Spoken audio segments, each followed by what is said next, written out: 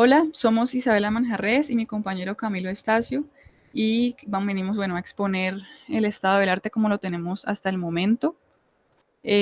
Como de pronto ustedes se habían dado cuenta, en un comienzo estábamos queriendo tratar el tema del VIH, pero decidimos dejarlo de lado porque empezamos a cuestionarnos lo que realmente nos inquietaba de este tema y nos dimos cuenta que en general lo que nos inquietaba era el concepto del rechazo. Ese rechazo que se vive en la sociedad y que nosotros también hemos experimentado y que también hemos propagado hacia lo que es diferente. Entonces nos dimos cuenta pues en estas reflexiones que existe un odio que está circulando y que gradualmente, afecta a unos otros y esos otros generalmente hacen parte de grupos que son diversos y diferentes de lo que es conocido como lo normal o lo que está parametrizado como lo que es normal. Entonces, de acuerdo a esto, empezamos a investigar conceptos que se aclaran un poco a este primer concepto del rechazo y que se aclara la diversidad como, como conceptos que nos empujaron en esta búsqueda y que nos llevaron a encontrar con el concepto de heterofobia, cuyo significado adoptamos para nuestra investigación como primera base, primerísima base, el, lo englobamos como en un significado de rechazo a la diversidad. Y por supuesto, también tuvimos en cuenta diferentes significados desde diferentes ramas, pero lo que nosotros quisimos fue sencillamente tomar desde el punto de vista etimológico el significado que tiene este y es que es un miedo u odio al diferente o al extranjero. Con esto entonces encontramos un texto que nos logró definir mucho mejor, de acuerdo a lo que nosotros estábamos buscando, este concepto y es ese significado desde Sabater, que es el sentimiento de temor y odio ante los otros, los distintos, los extraños, los forasteros, los que interrumpen desde el exterior a nuestro círculo de identificación. Todo esto nosotros lo identificamos como lo diverso. Entonces, con toda esta investigación nos dimos cuenta que ese sentimiento siempre ha existido en nosotros y que es un sentimiento completamente humano, que ha estado marcado históricamente desde un comienzo y que nos servía antiguamente como una protección y como para delimitar de pronto los territorios y como un instinto de supervivencia en un comienzo. Entonces, teniendo en cuenta ya este concepto principal, lo que hicimos obviamente fue revisar otros autores y textos que definieran la heterofobia. Y en conclusión, lo que encontramos es, justo como lo dice en la historia, la heterofobia está implícita en el ser humano y así como anteriormente funcionaba para cuidar territorios y todo esto, ahora en la modernidad nos sirve para notar quién es el alguien que es extraño, que no comparte nuestros mismos gustos o que no comparte nuestra misma cultura. Entonces, la heterofobia lo que hace es eh, darnos esa herramienta para saber que alguien no pertenece a nuestros grupos o no pertenece a nosotros como individuos. También teniendo en cuenta todos estos textos, nos dimos cuenta que la idea no es realmente satanizar la heterofobia, porque no es este el problema, sino son las consecuencias que desprende cuando se le contamina con otros discursos a partir de lo racial o el género o lo económico. Entonces, justo fue lo que hicimos, buscar información a partir de estas tres ramas que derivan de la heterofobia y teniendo en cuenta esto, en la parte del racismo o la raza, sabiendo que en todos los textos que revisamos estaba implícita porque es como el ejemplo más próximo que utilizan los autores para explicar la heterofobia. Entonces, toda la información que se encuentra es a partir, o bueno, la mayoría de información es a partir de la raza y de la incomodidad que genera la otra persona cuando proviene de otro lugar y tiene otras culturas y otras cualidades físicas o características físicas. Entonces, según Bauman, nos dimos cuenta que el racismo puede, o se desprende más bien, o es un proceso que pasa por tres fases, que son en la primera fase, es un racismo que no está fomentado por nada, sino que es justamente esa heterofobia que nos alerta de que algo es diferente o alguien es diferente. En la fase 2, que es, se le empieza a dar una base lógica al racismo, es decir, la xenofobia, el etnocentrismo, el nacionalismo. Y en una fase 3 se le da un argumento biológico que habla, digamos, de las cualidades físicas de las personas y cómo es un discurso que separa a las personas justo por sus cualidades físicas. Desde la dimensión de lo económico, en la heterofobia existe un aspecto muy particular, y es que cuando la diferencia viene de un grupo que tiene superioridad desde lo económico o racial, esa diferencia se adopta como o se expresa a manera de interés y curiosidad, o muchas veces también desde el servilismo. Esto también se puede ver ligado a un aspecto de que ese juicio de superioridad se da cuando se identifica ese grupo con un objeto de lujo, el objeto de lujo del que habla Bruno Munari. Ese objeto se convierte en un objeto simbólico y valida la supremacía del grupo. El objeto de lujo, entonces,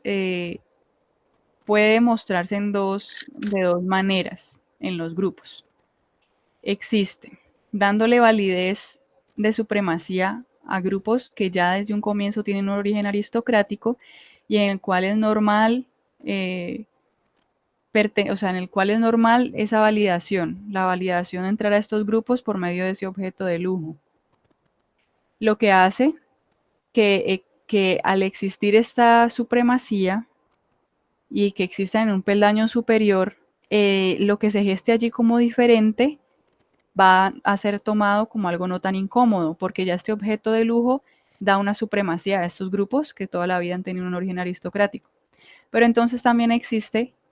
otros grupos que son los grupos aspiracionales, los cuales están conformados por personas que lo que quieren es pertenecer y validan sus sueños a partir de esos objetos de lujo que son pues también un objeto simbólico de esa supremacía, y que muchas veces llegan a estos es por medio de tendencias sociales. Entonces, en estos grupos aspiracionales existen unas ganas de imitar a ese grupo aristocrático para pertenecer, como para querer pertenecer todos a una misma sociedad. La heterofobia, entonces, en estos casos, ya entendiendo todo, pues hablando del objeto de lujo y de estos dos tipos de grupos, la heterofobia se da entonces desde una perspectiva que se manifiesta cuando se rechaza al otro por no tener esos objetos de lujo, esos objetos que lo validan como persona dentro de un grupo. Entonces, si este grupo no tiene estos parámetros que ya están marcados, se genera un rechazo. Las personas, huyendo de este rechazo, lo que intentan es crear sus propios objetos de lujo, lo que los lleva a crear una fantasía para así lograr conseguir como la pertenencia y una pertenencia y un cierto estatus, pero inventado. Ahora, desde la dimensión del género, lo que hicimos fue revisar cómo se expresa esta heterofobia y teniendo estos conceptos de fobia que acompañan siempre al género, que son la homofobia, la interfobia, lesbofobia y bifobia y transfobia, em, como que nos adoptamos el concepto de homofobia porque es del que más se teoriza, al menos hasta lo que tenemos contemplado como estado del arte, y pues estamos utilizando este campo de la homofobia para observar cómo se expresa la heterofobia aquí. Entonces, según lo que revisamos, la homofobia se genera a partir de tres aspectos que son, primero, la subjetividad, que es entender los límites de la homofobia desde un juicio personal que tiene la persona que señala. O sea, esta persona es la que define qué termina siendo más fácil de cuestionar sobre la sexualidad de alguien. Es esta persona la que subjetivamente marca estos límites. Desde las instituciones, que puede ser explícita o implícitamente, que se encargan de regular toda pues la información a partir de la sexualidad y lo que está bien y lo que está mal. Y desde los discursos normativos que se repiten históricamente desde unas luchas hegemónicas. Entonces, estas manifestaciones de rechazo finalmente nos damos cuenta que son el reflejo de estas estructuras que se generan a partir de personas, de personas o de instituciones que generan estos discursos como de odio a partir del género o de la sexualidad. Y teniendo en cuenta también que son aprendidas o son interiorizadas y que cada individuo lo que hace es como darse cuenta que llega alguien distinto, diferente, que puede expresar su sexualidad de otras maneras y que incluso cuando se comparte la misma sexualidad, se puede, el problema no es compartir la sexualidad, sino es la forma en la que el otro la expresa. Y es aquí donde se genera la incomodidad y es donde la heterofobia comienza a tomar más forma, señalando estas expresiones distintas a lo que se conoce como algo, como la normatividad o lo que es normal. Algo interesante que vimos es que cuando se comienza a teorizar a partir de estos conceptos, como los son pues, la homofobia, bifobia, etcétera, em, empiezan a condicionarse o a delimitarse los lugares o los aspectos en los que se puede ser o rechazar o generar odio a partir de esto. Entonces, el generar un concepto a partir de estos términos lo que hace es validar el concepto de fobia y poder empezar como a expresar el odio ya parametrizado. Es, funciona o se constituye como el otro que regula y que garantiza y que también le pone límites a los vínculos que se pueden tener entre los hombres, en el caso de la homofobia. Bueno, entonces ya teniendo estas tres dimensiones, como lo son el género, lo económico y la raza, como ya asimiladas y manejando ya los conceptos con estos primeros acercamientos a lo que las definen, nos encontramos con un video de el canal ContraPoints, que es de esta chica transexual que genera temas como de interés social y de problemáticas sociales. Entonces ella tiene este video que se llama Opulencia o Opulence pues en inglés. Lo que hace es como repartirlo en capítulos y tiene cierta cronología de cómo funciona la opulencia para denotar estos caracteres sociales que pueden generar la heterofobia de alguna manera. Entonces esos tres conceptos que manejamos en un principio, que es el género, lo económico y la raza, en este video se ven bien conectados y nos ayudó como justo a ver cómo conviven los tres y cómo se desarrolla la heterofobia a partir de todo esto. Entonces en el primer capítulo ella habla del éxito y cómo la opulencia funciona como una herramienta para demostrar que un individuo ha logrado llegar al éxito o al poder. Y esto está ligado con lo que revisábamos del objeto de lujo, que justamente es esto que expresa aquí. Es un objeto que demuestra que una persona es poderosa, que ha conseguido llegar a la cima y que además lo expone a la sociedad. En el segundo capítulo, ella entonces aborda la fantasía. Y la fantasía ocurre cuando se finge el objeto del éxito. Ese objeto de lujo es inventado. Y esto lo podemos ver como un ejemplo en el espacio queer, negro y latinoamericano de los ballroom en diferentes países. Y lo que se hace en estos espacios es que se simula esa riqueza por parte de esas personas que han sido marginadas. Entonces,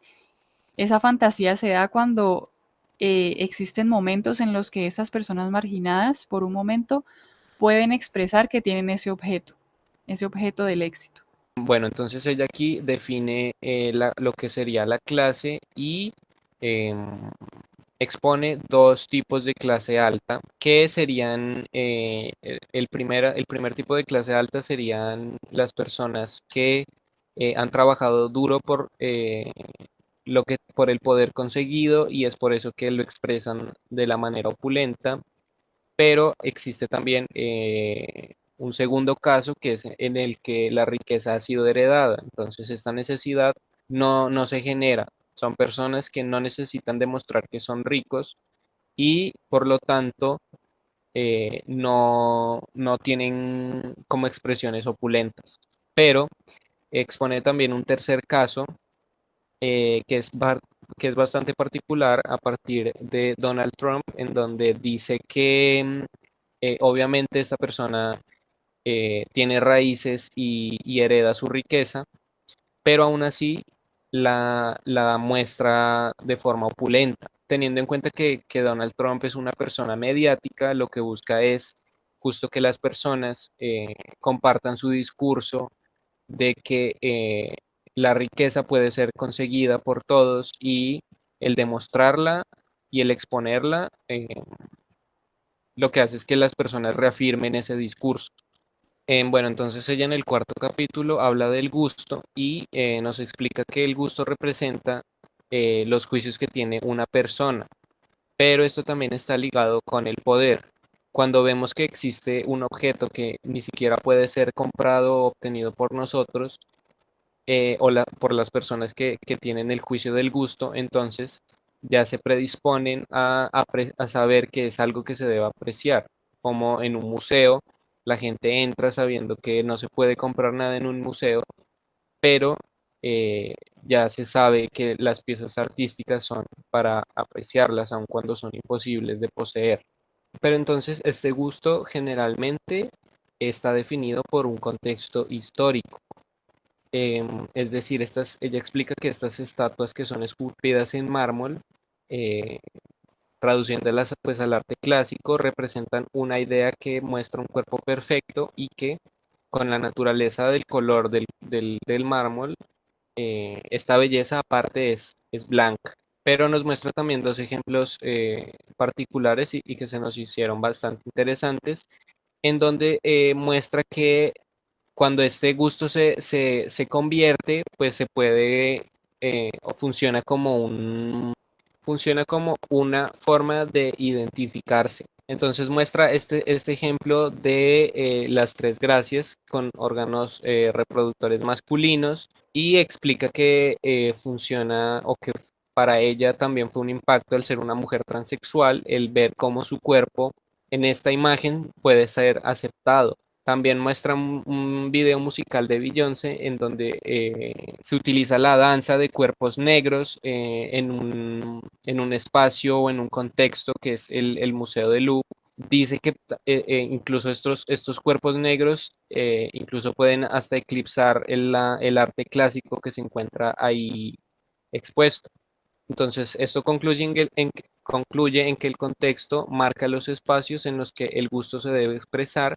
pero a su vez ese contexto es una normativa que va a definir qué es bello y qué no. Para ella, citándola, dice que en Occidente es difícil pensar en tu cuerpo, en tu tipo de cuerpo como hermoso hasta que lo has visto esculpido en mármol blanco, como en el ejemplo de las tres gracias. En el quinto capítulo, Natalie nos habla del glamour y expresa el glamour desde una perspectiva personal, donde nos cuenta que el odio que recibió por ser trans la empujó a pasar. Este concepto de pasar se entiende, en este caso ejemplificado desde su perspectiva, ella como mujer trans hace lo que sea por pasar como mujer biológica. Es decir, que utiliza el glamour como una herramienta para feminizarse y crear una ilusión estética que se parezca lo más posible al cuerpo del género en el que ella se identifica. Aparte, existen movimientos transexuales alternativos que van en contra de esta idea, ya que argumentan que cualquiera debería poder expresarse sin tener que pasar. En el sexto capítulo ella habla sobre la envidia y explica cómo esta es una consecuencia de mostrar la riqueza de una forma que no es empática. Entonces, cuando la persona que muestra que es poderosa lo hace sin considerar a los que no lo son, genera envidia y esta envidia puede ser peligrosa, obviamente, porque genera consecuencias de odio, rencor o incluso venganza. Pero expone también el ejemplo del hip hop que de cierta manera lo que hace es elevar tanto al artista como a la clase social que representa. Entonces es aquí donde esa clase social baja se ve reflejada, se ve dibujada en las expresiones de opulencia que muestra el artista. En el capítulo 7, Natalie entonces comienza a hablar ya de la ruina y en el video hace una asociación, una analogía con los vampiros de las novelas de horror gótico del siglo XVIII-XIX, porque la aristocracia había perdido su relevancia como clase. Al darse cuenta que esta opulencia termina y que no es eterna y que estéticamente evoca esto gótico, porque representa esa decadencia, marcada con lugares abandonados o herencias como espacios que terminan arruinándose. Y entonces todos estos lugares al final son reemplazados. Esto finalmente genera que exista un enojo con la aristocracia, ya que esa riqueza se convierte en algo vergonzoso y pasa de tener admiración a tener un rechazo por parte de otros grupos catalogados como inferiores. Entonces, bueno, al final nos dimos cuenta que el video pues nos ayudó bastante a ligar los tres conceptos y y a fijarnos en cómo conviven estos tres conceptos de lo económico, la raza y el género, teniendo en cuenta esta perspectiva, que es una perspectiva que nos evoca al capital y al sistema, que a fin de cuentas lo que hace es consumir objetos y también separar como por razas, por géneros y por estatus a las personas, eh, haciéndonos dar cuenta de cómo esta heterofobia va expresándose en todo este proceso de señalar y de separar a las personas que no cuentan con todos los privilegios. Y bueno, pues finalmente muchas gracias y pues sabemos que este proceso aún es como se encuentra en una fase primaria y obviamente esperamos nutrirlo con mucha más información que encontremos, pero aún así tenemos en cuenta que todo lo que encontramos nos ha ayudado bastante en el proceso y comenzamos ya como a definir un camino por el cual movernos para finalmente tener un tema central.